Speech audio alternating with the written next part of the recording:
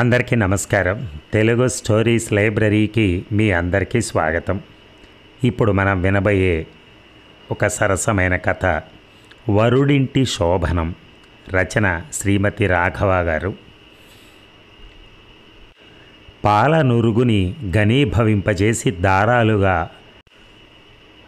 పేని తయారు చేసినట్టున్న తెల్లని మెత్తని దోవతి, కంటి మెడ లాల్చీ ధరించి గంట క్రితం చేసిన మృష్టాన్నపు భోజనం తాలూకా రుచులు పొలమారుతూ ఉండగా బ్రేవుమని త్రేంచుతూ మరో తాంబూలాన్ని బొగ్గన బిగించి చేతికి చుట్టుకున్న మల్లెపూ దండని నాసికా రంధ్రాలకు అంచి గట్టిగా ఉచ్ఛ్వాసించి రసికాగ్ర చక్రవర్తిలాగా ఆ మెత్తని శయనం మీద టీవీగా మహారాజులా వాలి ఇహనో ఇప్పుడో రాబోయే శోభనం పెళ్లి కూతురు కోసం ఎదురు చూస్తూ మధ్య మధ్యలో చూపుల్ని తన చేత ఈ రాత్రిని సుసంపన్నం చేయించబోయే పూల పందిరి లాంటి మంచం వైపుకి అత్యంత శృంగారపరంగా అందంగా అలంకరించబడ్డ ఆ గది నలువైపులకు ప్రసరింపజేస్తున్నాడు రాజశేఖరం. తలుపు కవాటాలు మెత్తగా తెరుచుకున్నాయి. రాజశేఖరం కనురెప్పలతో పాటు గుండె కవాటాలు వింత రవళితో విచ్చుకున్నాయి. శోభనం పెళ్లి కూతుర్ని లోపలికి సుతారంగా నెట్టి తలుపులు మూశారు ముత్తైదువలు. నెమ్మదిగా తలెత్తి చూసి తన వైపు అడుగు వేయబోతున్న పెళ్లి కూతుర్ని గంభీర స్వరంతో ఆగు అని గద్దించి ఆపాడు రాజశేఖరం. ఉలిక్కి పడింది సుశీల. చేతిలోని పాలు సైతం ఆందోళనగా అల్లల్లాడుతూ తొణికాయి. 1960s జానపద సినిమా హీరోలాగా హహ అంటూ నవ్వి లేచి తానే ఆమె వైపు అడుగులు వేసి ఆమె చేతిలోని పాల గ్లాసును అందుకుని పక్కనున్న టేబుల్ మీద పెట్టి చటుక్కున ఆమెను పొదివి పట్టుకుని మంచం వైపు మందగమనంతో అడుగులు వేయించి అనునయంగా కూర్చోబెట్టాడు. తెల్లబోయి చూసింది పెళ్లి కూతురు. ఆ పైన తానే స్వయంగా వెళ్ళి పాల గ్లాసును చేతిలోకి తీసుకుని తల వంచుకుని నునుసిగ్గు నటిస్తూ అడుగులు అడుగేస్తూ సిగ్గుతో ముడుచుకుపోతూ వస్తున్న రాజశేఖరాన్ని చూస్తూ పకపక నవ్వేసాగింది సుశీల. ఆమె నవ్వులో శృతి కలుపుతూ మరి ఈ శోభనంలో మన ప్రత్యేకత ఉండాలి కదా మహారాణి అంటూ ఆమె చేత గ్లాసులోని పాలను ముందు కొంత తాగించి మిగిలిన వాటిని తను తాగి తమ అనుమతి కోరుతున్నాం అంటూనే బాహువులతో బంధిస్తూ దగ్గరికి తీసుకుని తలలోని పూలను ఆగ్రాణిస్తూ గట్టిగా ఉచ్ఛ్వాసించాడు. ఇద్దరి గుండెలు ఆనందంతో పొంగాయి. మనసులు ఏకకాలంలో తాము ఏకం కావటానికి కారణభూతమైన గతంలోకి పరిగెత్తాయి. Delhi little theatre, south Indian cultural association నిర్వహణలో నాటకోత్సవాలు. ఆడిటోరియంలో 5వ లైన్లో కూర్చున్న రాజశేఖరం చూపులన్నీ పాదం నేల మీద మోపకుండా చెంగు చెంగున లేడీ పిల్లలా గెంతుతూ ఒదిగి పారుతున్న నదిలా కదలాడుతున్న నడుముతో కార్యక్రమ నిర్వహణలో నిమగ్నురాలై ఉన్న ఆ జవరాలి మీదే ఉన్నాయి. సాంప్రదాయ దుస్తులు ధరించి అచ్చని తెలుగుదనానికి పచ్చని ప్రతీకగా దర్శనమిస్తున్న ఆమె సుందర రూపం రాజశేఖర మనసును కుదిపి పడేస్తోంది. ఆంధ్రాలో సైతం అంత తెలుగుదనం ఉట్టిపడే అందగత్తెను అతనెన్నడూ చూసి ఎరగడు. దేశ రాజధానిలో ఇంతటి మూర్తి భవించిన తెలుగు సొగస సభ్యత కోసమైనా చూపు మరల్చుకోవటం అతగాడి శక్యం కావటం లేదు. ఏదో వంకన ఆమెను పలకరించాలని 10 నిమిషాల క్రితం ఆమె దారికి అడ్డం పడినా ఆమె తప్పించుకుని వెళ్ళిపోయింది. కానీ రెప్పెత్తి తన మొహంలోకి చూసిన పాపాన పోలేదు. చూసి ఉంటే చూపు తిప్పుకోవటం ఆమెకు మాత్రం సాధ్యమా? రంభ మేనకలను సైతం మైమరపించే అందం కాదు తనది. ఇక ఈ సుందరితో మ్యాచ్ ఫిక్సింగ్ తప్పదు, లాభం లేదు, తెగించేయాల్సిందే అని నిశ్చయించుకుని ఒక్క ఉదుటున లేచి నిలబడి ఆమె వైపుకు సాగి దారికి అడ్డంబడి కంగ్రాచ్యులేషన్స్ మిస్ అన్నాడు రాజశేఖరం. ఆమె నామధేయాన్ని తెలుసుకోగోరుతూ వదిలిన బాణంలా వేగంగా తిరుగుతున్న ఆ లలామ సడన్ బ్రేక్ వేసినట్టుగా ఆగుతూ పడబోయి తడబడి అతని గుండెల మీద చేతులు ఆంచుకుని నిలదొక్కుంటూ తత్తరపడుతూ సారీ అంటూ చటుక్కున వెనక్కి జరిగి ముఖంలోకి చూసి ఇంద్రజాలానికి గురైన దానిలాగా చూపు అలాగే నిలిపి అప్రయత్నంగా పలుకుతూ ఐ ఆమ్ సుశీల, మీరు అంది. ఆ పైన ప్రయత్నం మీద కనురెప్పలు వాల్చింది. తన ప్రయత్నం ఫలించినందుకు గుండెలు నిండిన తృప్తితో నవ్వుతూ ఐఆమ్ రాజశేఖరం. ఈ మధ్యనే విజయవాడ నుంచి ట్రాన్స్ఫర్ మీద ఢిల్లీకి వచ్చాను. బ్యాంక్ ఆఫీసర్ని. ఇంకో విషయం, నేను ఒక స్టేజీ యాక్టర్ను కూడా. రేపు రాత్రి ఇక్కడే మా నాటకం ఉంది. అందులో నేనే హీరోని. మీరు తప్పక చూడాలి. విజయవాడ నుంచి మా టీం రేపు ఉదయానికి వస్తుంది అని గడగడా చెప్పేశాడు. లోలోన రెచ్చిపోతున్న హుషారుతో. ఆమె దుష్యంతుడు ముందు శకుంతలలాగా ముడుచుకుపోతూ అతి తక్కువ శృతిలో వీణ మీటుతున్నట్టుగా, అలాగా, తప్పక చూస్తాను. ఇక్కడ మీకు ఏ సాయం కావాల్సిన నాకు చెప్పండి, మొహమాట పడకుండా ఏర్పాటు చేస్తాను తన కర్తవ్యంగా చిలకలాగా పలికింది. మీ సాయం సహకారం నాకు చాలా కావాలి. ఏమాత్రం ఏది కోరటానికి మొహమాట పడను. మీ ఆఫర్ను ఒక ప్రామిస్గా భావించి స్వతంత్రించి మరీ అడిగేస్తాను. ఇక ఒక చిన్న కాంప్లిమెంట్తో ఇప్పుడు మీ పనులకు అడ్డు తగలకుండా పోయి నా సీట్లో బుద్ధిగా కూర్చుంటాను అని ఆగి, miss Susheela, you are looking so beautiful అనేసి చటక్కన వెనుదిరిగి చెరచెర నడుచుకుంటూ వెళ్ళిపోయాడు తన సీటు వైపు. తెల్లబోయి క్రమేపీ తేరుకుంటూ యూ టూ సార్ అని అప్రయత్నంగా ఉచ్చరించకుండా ఉండలేకపోయింది సుశీల. అక్కడి నుంచి ఏ పని చేస్తున్నా ఆమె చూపులు అతని చూపులతో ఢీకొంటూనే ఉన్నాయి. ఆ రోజు కార్యక్రమాలు ముగిసే వరకు ఇద్దరి గుండెల్లోనూ ప్రవేశించిన ప్రేమ జ్వరం నిలకడగా ఉండనిస్తుందా? కదిలించింది, ఊపేసింది, కుదిపేసింది, కలిపేసింది. ఇహ అక్కడి నుంచి వాళ్ళిద్దరూ అతుక్కుపోయి అధిరోహించి సాగిపోతున్న వారి ద్విచక్ర వాహనం దర్శించని గల్లీ లేదు ఢిల్లీలో. కర్నాట్ ప్లేస్, కరోల్ బాగ్, జనక్పురి, చాందినీ చౌక్, రెడ్ ఫోర్ట్, పట్పట్గంజ్ ఒకట ఢిల్లీ ఎల్లలు దాటి ఆగ్రా దాకా సాగింది. మొదట్లో సిగ్గుపడుతూ గువ్వలా ఒదిగి ఉన్న సుశీల తమ మధ్య ప్రేమ పాకాన పడి విశృంఖలత్వానికి పరివర్తనం చెందుతున్న సమయానికి విజృంభించి చిలిపి అల్లరితో రాజశేఖరాన్ని ఆట పట్టించే స్థాయికి వచ్చింది.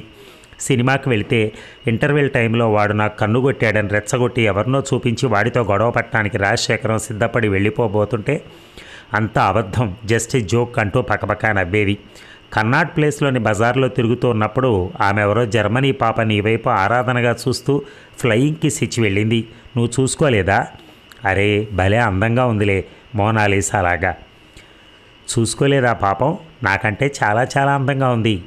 మిస్ అయ్యావు, అదృష్టం ఉండాలి అని ఊరించి ఉడికించేది.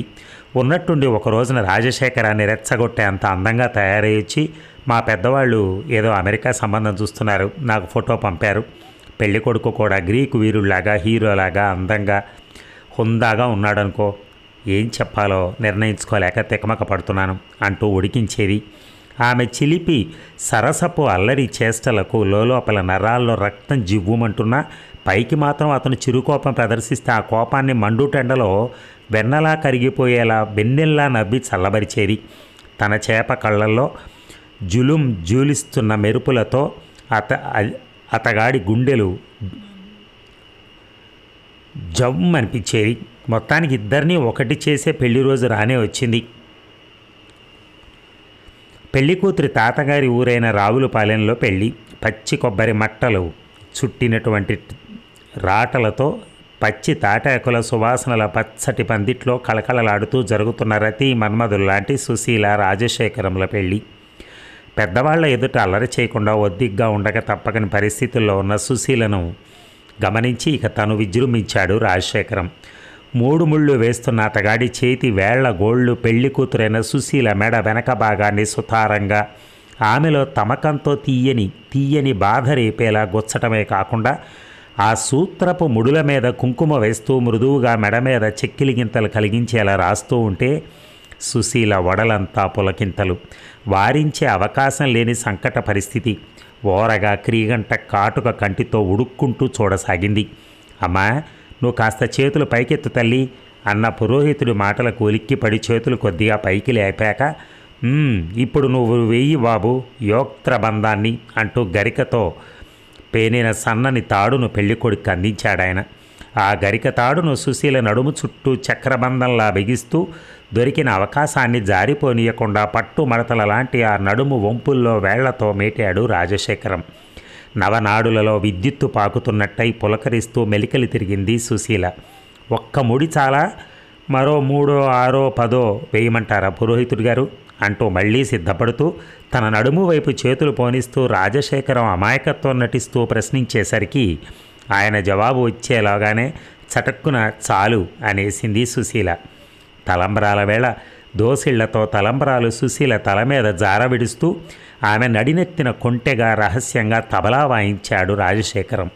ప్రదక్షిణాల సందర్భంగా అతని ఛాతీని కప్పి ఉంచబడిన ఉత్తరీయం స్థానభ్రంశం చెంది విశాల వక్షస్థలం దర్శనమిస్తూ ఉన్నప్పుడు అక్కడున్న కన్నెపిల్లలందరూ తన భర్త అందమైన శరీరాన్ని కళ్ళార్పకుండా చూసేస్తున్నారు అని ఆమె అసలే ఉడుక్కుంటూ ఉంటే గుసగుసగా ఆమెకు మాత్రమే వినిపించేలా అబ్బా ఉక్కబోస్తుంది, ఉత్తరీయాన్ని తీసేయొచ్చేమో అడగన పురోహితుడి గారిని అంటూ ఆమెను మరింత రెచ్చగొట్టాడు రాజశేఖరం. ఏమీ చేయలేని పరిస్థితుల్లో ఉడుక్కుంటూ లోలోనే పళ్ళు కొరుక్కుంది సుశీల. నా భర్త అందమైన ఛాతీ వైపు కన్నార్పకుండా ఏ ఆడపిల్లలు చూసినా వాళ్ళ కళ్ళు పేలిపోగాక అంటూ శపిస్తూ అంతలోనే భర్తలోని సెన్స్ ఆఫ్ హ్యూమర్ని మెచ్చుకోకుండా ఉండలేకపోయింది. మొత్తానికి రతీమన్మధుల పెళ్లి తతంగం పూర్తయింది. చేతి మీద తడుతూ ఏమిటోయ్ ఏ లోకంలోకి జారిపోయావు అన్నాడు రాజశేఖరం. జారినా ఎగబాకినా మీతో పాటే కదా, గోముగా అంది రేగడి అంచుల తటాకాల్లాంటి తడి కాటుక కళ్ళతో తమకంగా చూస్తూ సుశీల.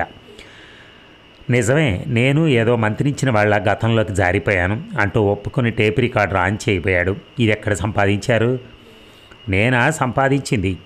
మరి మన పిల్లలు మనకిష్టమైన రికార్డులన్నీ పెట్టారు ఇక్కడ.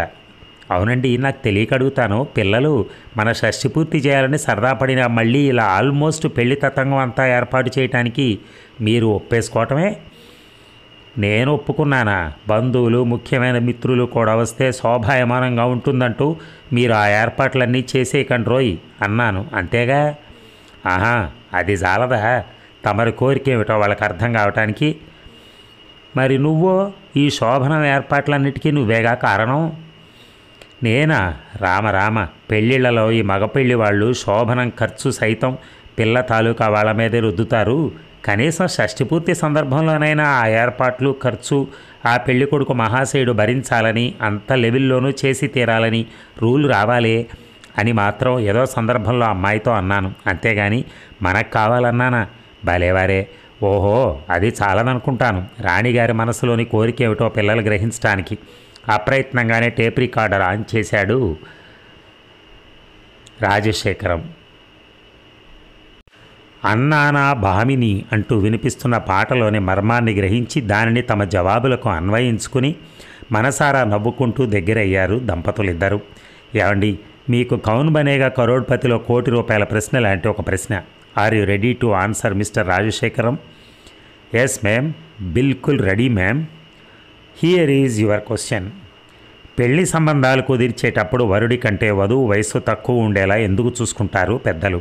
పూర్వకాలంలో అయితే ఆ తేడా 10-15 సంవత్సరాలుగా కూడా ఉండేది కదా.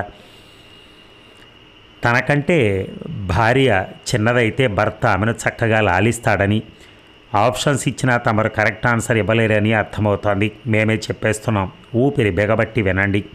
అదేమిటంటే, భార్య చిన్నదైతే మొదట తన ఇంట్లో జరిగిన శోభనంలో మంచి వయసులో ఉండే భర్త విజృంభించినా, మొగుడింటిలో జరిగే అతగాడి షష్టిపూర్తి తాలూకా శోభనంలో చిన్నదైన భార్య విజృంభించి అతనిలో నూతనోత్సాహాన్ని రేకెత్తించే శక్తి కలిగి ఉంటుందని అంటూ జేగురులైన చెక్కిళ్లతో మల్లెల మాలలూపుతున్నట్టుగా గలగలా నవ్వుతున్న భార్యను తమకంతో దగ్గరకు తీసుకుని పూలశయ్య మీదకు వాల్చాడు రాజశేఖరం. నూతనోత్సాహం లోన రెచ్చిపోతూ ఉండగా, మమతల సువాసన గుమ్మంటూ ఉండగా మత్తులో తేలుతూ ఇద్దరూ ఒక్కటయ్యారు ఆ సీనియర్ దంపతులు. ఓ పిల్ల తెమ్మెర కిటికీలోంచి దూసుకొచ్చి వాళ్ళను స్పృశిస్తూ ఆత్మీయంగా లాలనగా ఆల్ ద బెస్ట్ చెప్పింది. చూసారా, ఫస్ట్లో మనం చూసినప్పుడు అప్పుడే పెళ్లి చేసుకుని వచ్చారేమో, అందుకే అంత చిలిపిగా చేస్తున్నారు, అంత చిలిపిగా మాట్లాడుకుంటున్నారు అనుకున్నాం. కానీ షష్టిపూర్తి ఫంక్షన్ అన్నమాట.